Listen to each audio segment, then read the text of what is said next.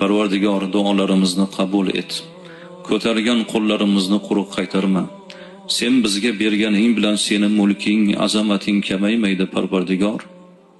Sendan ko'p narsani so'ramaymiz. Faqat sendan sobit iymonni so'raymiz.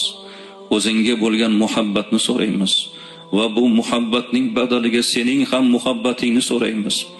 Rasulullohga bo'lgan muhabbatni so'raymiz. Parvardigor, bu oyda qiladigan ibodatlarimizni qabul et.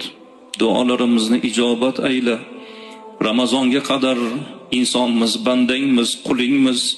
Gunoh qildik, xato qildik, isyon qildik, tug'yonga bordik. Parvardigor, o'zing kechirgin. Bilib bilmasdan qilgan xatolarimizni mag'firat ayla. Ota-onalarimizni gunohlarini kechirgin.